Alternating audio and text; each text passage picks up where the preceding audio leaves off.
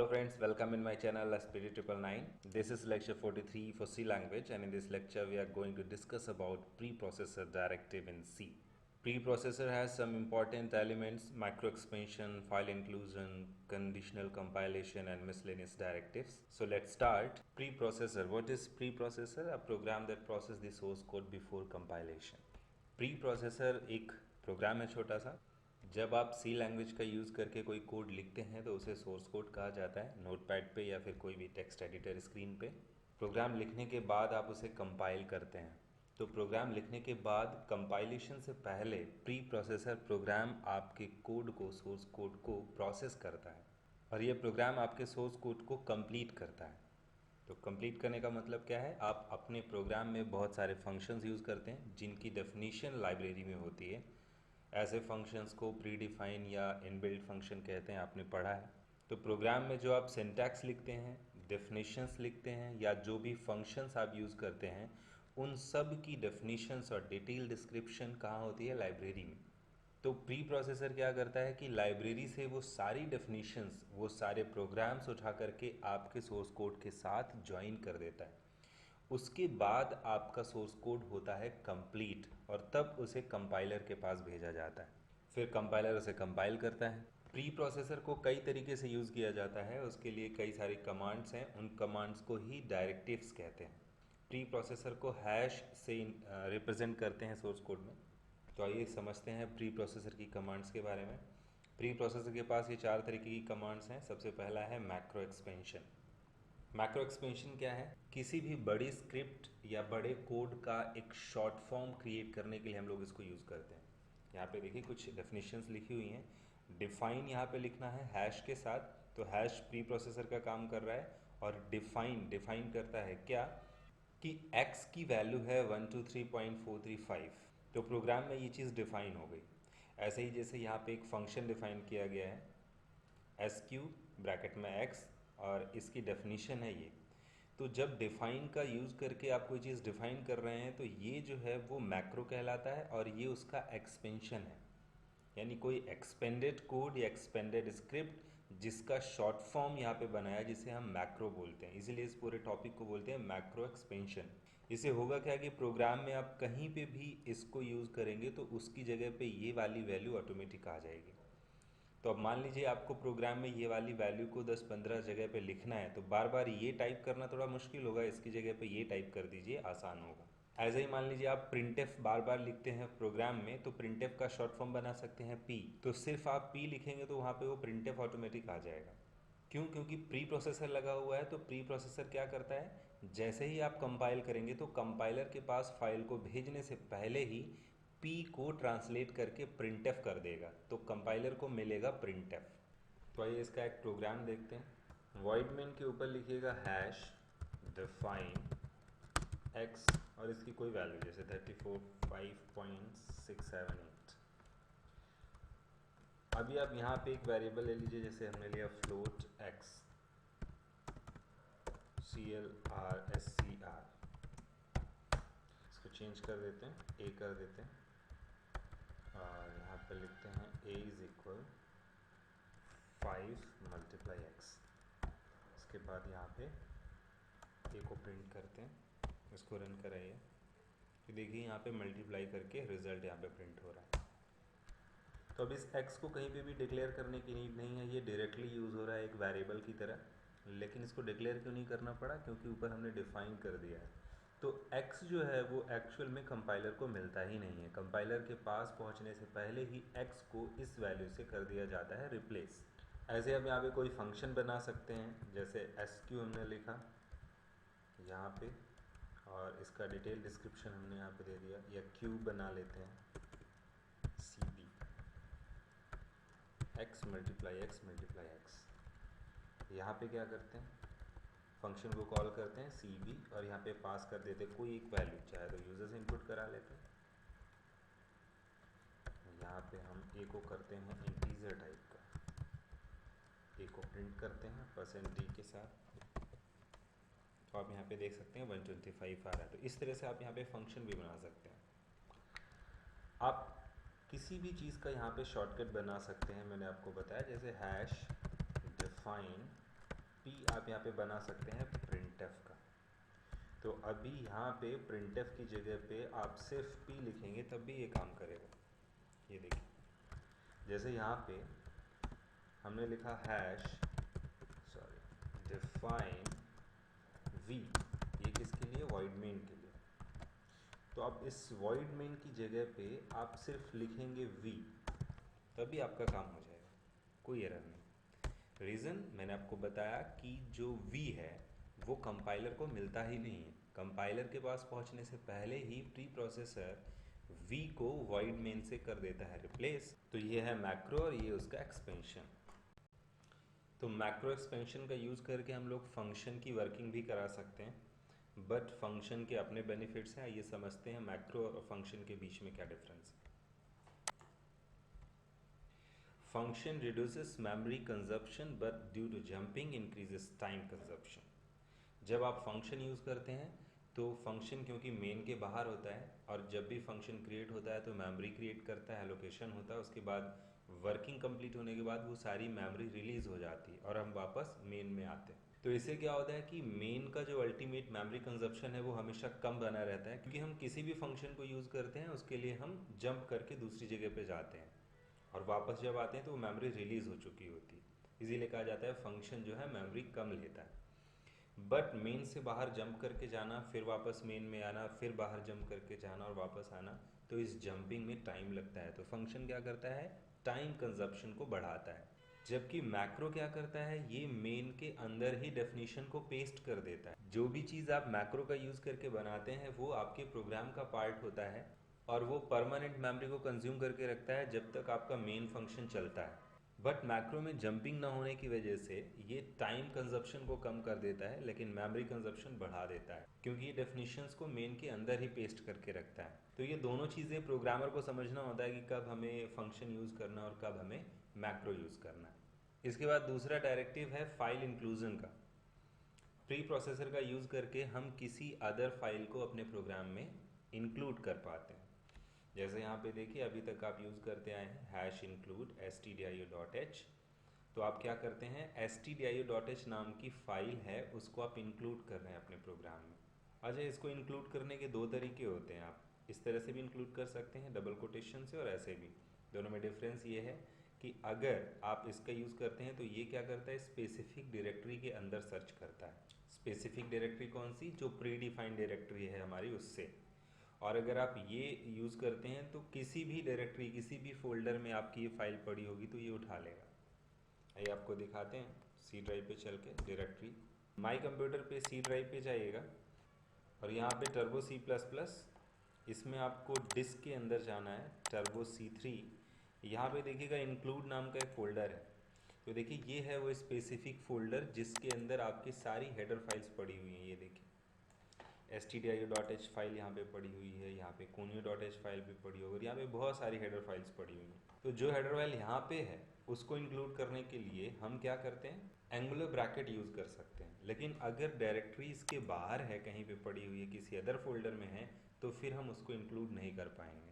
तो अगर हम उसको इंक्लूड करना चाहते हैं कि किसी भी डायरेक्टरी या फोल्डर में हो, प्रोग्राम में इंक्लूड हो जाए, तो हम उसके लिए डबल कोटेशन यूज़ करते हैं।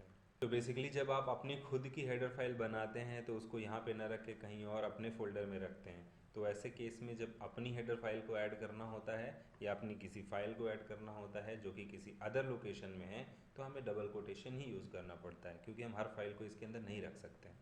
तो फाइल इंक्लूजन के एग्जाम्पल के तौर पे ये फाइल्स आप ऑलरेडी अटैच करके देख चुके हैं अपने प्रोग्राम के साथ। आइए कुछ अपनी खुद की फाइल्स अटैच करके देखते हैं। ये आपकी एक फ़ाइल है, इसमें हम कुछ मैसेज लिख देते हैं, hi this is main file, एक लाइन ये लिखी हुई है। इसके अलावा यहाँ पे हम एक और फाइल ऐड करते हैं, #include कोई एक फाइल, तो वो किसी और डायरेक्टरी में हो सकती है, xyz.c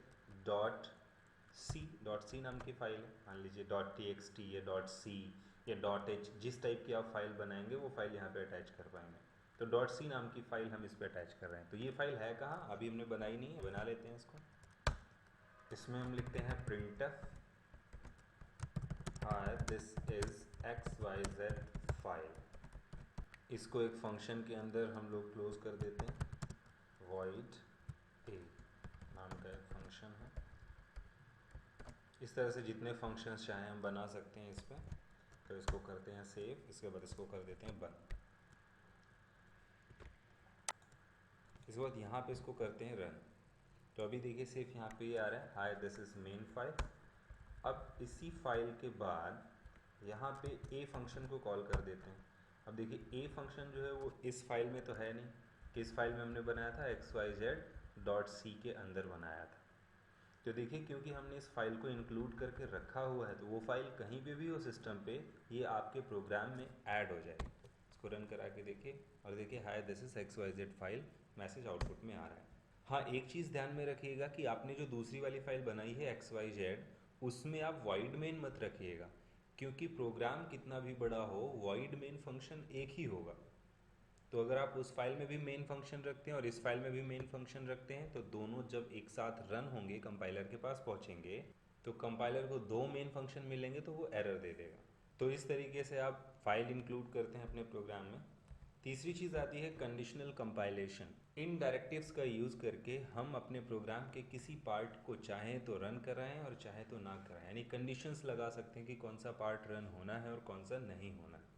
तो इन सभी को प्रोग्राम में यूज़ करके देखते हैं। आप किसी भी चीज़ को यहाँ पर डिफाइन करते हैं, उसके बाद आप प्रोग्राम में कहीं पे भी यूज़ कर पाते हैं इसको। जैसे यहाँ पे हमने एक वेरिएबल लिया इंट a और यहाँ पे हमने a is equal 4 multiply x printf use किया यहाँ पे %d a को प्रिंट कराया और इसके बाद हमने प्रिंटफ %d x को भी प्रिंट कराया। इसको रन कराइए, देखिए दोनों वैल्यूज़ यहाँ पे प्रिंट हो रही हैं। तो ये जो x डिफाइन हुआ है ये पूरे प्रोग्राम के लिए डिफाइन हुआ है। हम क्या चाहते हैं कि पार्टिकुलर एक लाइन के बाद इस x को अनडिफाइन कर दिया जाए। तो हमने इस लाइन के बाद लिखा हैश अनडेफ x।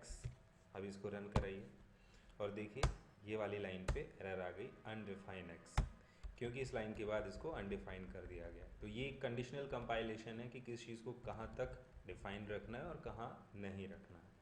इसके बाद जैसे हमारे पास कंडीशनल कंपाइलेशन में और भी हैं, हमने कहा हैश इफ डेफ x। अगर x डिफाइन है तो प्रिंट क्या करना है, हेलो। उसके बाद लिखे हैश एल्स। अगर ये डिफाइन नहीं है तो फिर क्या प्रिंट करें, हाय। और इफ़ को एंड भी करना होता है यहाँ पे, क्योंकि कंडीशनल कंपाइलेशन में कर्ली ब्रैकेट होते नहीं है तो कहाँ तक इफ़ की रेंज है वो हमें बताना होता है एंड इफ लिख करके। अब इसको रन कराते हैं, देखिए क्योंकि x डिफाइन है इसलिए हेलो आ रहा है। इसमें एक चीज़ और है, अगर आप इफ़ एंड इफ करते हैं तो ये बताता है कि अगर x डिफाइन नहीं है तब हेलो, और अगर डिफाइन है तो फिर हाय। तो ये देखिए ऑपोजिट वर्क करेगा, हाई प्रिंट होकर के आ रहा है इस पर। तो ये हमने देखा hash undef, ifdef, ifndef, hash else और हैश एन डेफ। इसके बाद अभी हमारे पास दो और हैं, जैसे कि if x is greater than 100, ऐसी कंडीशंस आप लगा सकते हैं। अगर ऐसा है तो हेलो प्रिंट करें। अब देखिए यहाँ पे क्योंकि 100 से ग्रेटर है तो हेलो आना चाहिए। ये देखिए अगर ये वैल्यू हम हटा देते हैं तो क्योंकि कंडीशन फॉल्स है इसलिए हाई आ रहा है। कंडीशंस और भी लगानी है तो हमारे पास जैसे एल्स इफ था कंट्रोल स्टेटमेंट में, वैसे ही यहाँ पे एलिफ है। तो हम एलिफ लगा सकते हैं, यहाँ पे लिख सकते हैं प्रिंटफ बाय। तो एलिफ में हम एक और कंडीशन लगा सकते हैं, x की वैल्यू लेस देन है 0 के, 0 से ग्रेटर है तो बाय, 100 से अबव है तो हेलो, इसके अलावा है यानी 0 और 100 के बीच में है तो ये हाई देगा। इसको रन करा के देखते हैं, देखिए हाई आ रहा है क्योंकि 0 और 100 के बीच में है। इसको माइनस की वैल्यू देते हैं तो देखिए बाय, इसको 100 से ग्रेटर देते हैं तो हेलो। तो शायद आपके दिमाग में ये भी आ रहा होगा कि कंडीशनल कंपाइलेशन का जो इफ एल्स है और इसके अलावा एलिफ है वो नॉर्मल इफ एल्स और एल्स इफ की तरह ही वर्क कर रहा है। तो ऐसा बिल्कुल भी नहीं है। जो नॉर्मल एफ एल्स या एल्स इफ है वो कंपाइलर तक जाता है, यानी वो कंपाइलर पे डिसाइड करता है कि कौन सा स्टेटमेंट चलना है और कौन सा नहीं चलना है। लेकिन कंडीशनल कंपाइलेशन में जो एफ एल्स या एलिफ है इसको प्री प्रोसेसर चेक करता है और यहीं पे उस कोड को रोक देता है जो कोड कंडीशन के अकॉर्डिंग सुटेबल नहीं है, तो कंपाइलर के पास नहीं पहुंचता। प्री प्रोसेसर बहुत ही इम्पॉर्टेंट टॉपिक है और बहुत ज़्यादा यूज़ होता है प्रोग्रामिंग में। शायद आपने अभी तक इसको यूज़ नहीं किया तो इसके इम्पोर्टेंस को आप नहीं समझ पाएंगे। आइए आपको कुछ चीज़ें दिखाता हूँ जिससे आपको पता लगेगा कि ये कितना इम्पॉर्टेंट है। सी ड्राइव में जब आप टर्बो फोल्डर में जाते हैं, इसकी लाइब्रेरी चेक करते हैं, तो यहाँ पे इंक्लूड फोल्डर में देखिए ये वो लाइब्रेरीज़ हैं यानी हेडर फाइल्स हैं जिन्हें आप अपने प्रोग्राम में यूज़ करते हैं। इनमें से किसी एक को आप ओपन कर लीजिएगा नोटपैड पे।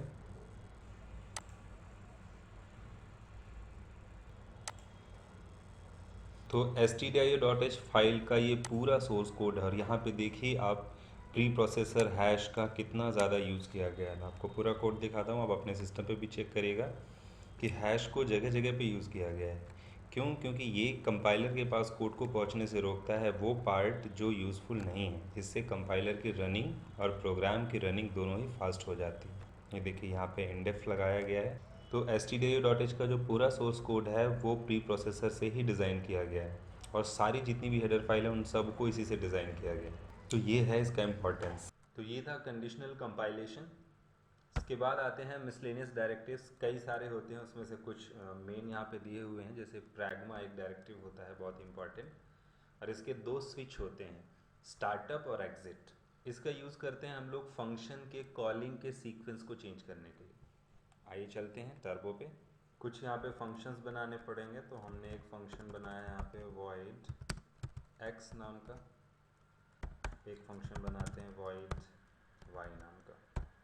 इन दोनों फंक्शंस की डेफिनेशन यहाँ दे देते हैं। void x, इसमें लिखते हैं printf this is x slash, इसको क्लोज करते हैं। इसके बाद लिखते हैं void void printf